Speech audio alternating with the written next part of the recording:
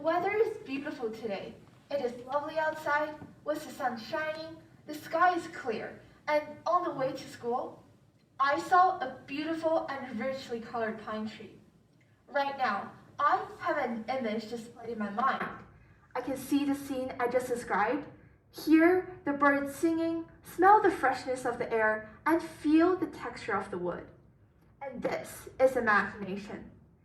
Good morning, everyone. My name is Yoyo, and today I'm here to talk about imagination. But before I start, I would like to ask one question. On a scale of 1 to 10, how important is imagination? Now, if someone were to ask me about this, I would probably ask back, do you mean how important imagination is to me or to you, to human in general, or to our society? For our society as a whole, it is very clearly seen that imagination is extremely important. Without imagination, scientists won't be able to come up with all those amazing theories, there won't be any technological advancement, and there will be no amazing fiction novels and stories. But for each individual like you and I, the answer might be different. I'm pretty sure many people here and out there probably consider imagination as a not so important skill and may be rated as a 1. However, imagination is an extremely part of everyone's life, and being able to use it can help us in many, many ways. I did some research and found 3 key evidence that imagination is extremely important. It helps you overcome fear and anxiety, it gives you strength to your brain, and it gives you inspiration for your work in your life. But before I really get into detail on those evidence, let's first identify, what is imagination? In psychology, imagination is the ability to generate sensations that are not physically present. So basically, it is the ability to smell, see, hear, feel, and taste without having those physical sensations. So what are some benefits of these? First, let's start by taking a look at how imagination can help you overcome fear and anxiety.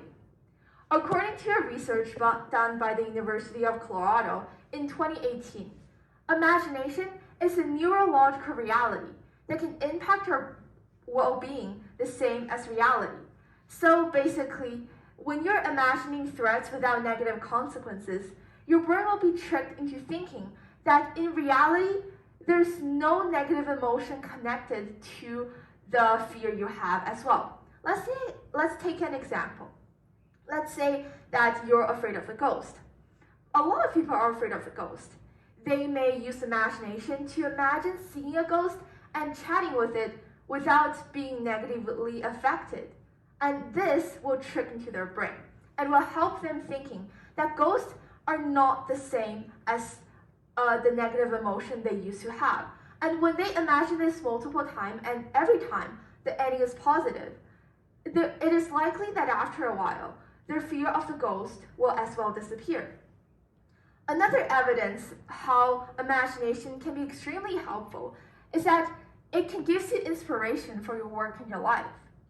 So this may be really hard to understand. So let's do an experiment. Right now, close your eyes and imagine that you're on a deserted island.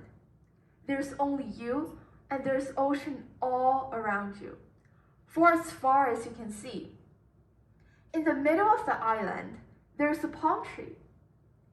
You walk up to the palm tree, and what does a palm tree look like? Now you may open your eyes. See, you automatically visualizes the look of the palm tree, mainly its size and its shape, maybe even its color and texture. Similarly, the instruction I give you are not directing you to imagining palm tree, but your knowledge have connected your past knowledge with the instruction I give you. And this is how your imagination will work. Your imagination can make your brainstorm with a wider perspective in a more creative way and will help you make those connections when you use them in your work in your life. So when you're doing something and you're realizing you don't have more inspirations and you cannot think of something creative for your work and your life, It's actually not a bad idea to just let your imagination run wild, let your imagination fly, and sometimes new ideas and connections will be made, and your problems is solved. But what if we don't need any inspiration for your work and your life, and we don't have any fear or anxiety? Is imagination really that helpful? Well, yes, imagination can help you strengthen your brain. Remember the definition of imagination? The ability to generate sensations that are not physically present. So, as research have shown that each sense is connected to a different region of our brain. Your imagination can help you to realize these are reality and connect it to the regions of our brain without you actually physically have to do this. For instance, imagining playing piano can actually boost your neuronal connections that are related to the fingers. So as we can see, everyone can be benefited from imagination. But is it possible to be better at imagination? Is it possible to be able to achieve those benefits I mentioned before by doing something and improving your imagination? And the answer is yes. As always, it is always possible to improve and be better at imagination. And today, I really want to talk about how by practicing imagination, you're able to cultivating imagination and be better at imagining things. And the three methods I want to talk about today are daydreaming, divergent thinking based on an object, and situational imagination. Daydreaming. It's easy and fun. All you have to do is to think. Your brain will just take you to somewhere you know, or it will take you to somewhere you might not know. And it is always a good idea to just start right now, close your eyes, and just think about something you do, something you may want to go, somewhere you may not want to go, and you don't have to direct your brain into some direction. Just let it go. The second very, very interesting way to help you practicing imagination is actually divergent thinking based on an object. This is a little bit harder than daydreaming, but you can also do this very easily. Now I want you to look at something and just pick an object and think about everything that you can do connected with it. You can visualize the visuals, you can think about the smell, the hear, all these sensations that are connected to the object. And as you think about this way, you're actually connecting different regions of your brain. You're actually practicing and improving the brain that is actually helping you improving imagination.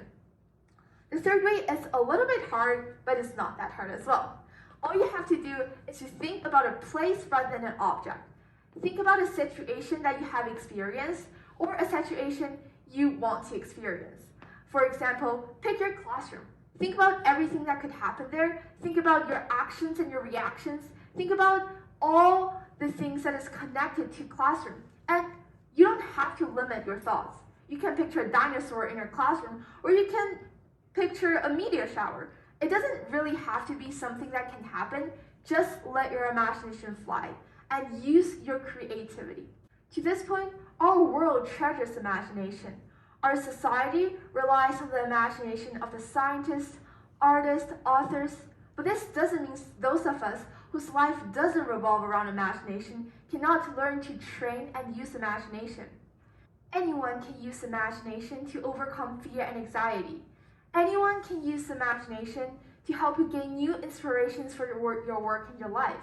And everyone can use your imagination to strengthen your brain. After all, Albert Einstein has said, imagination is more important than knowledge. Knowledge is limited. Imagination encircles the world. Thank you.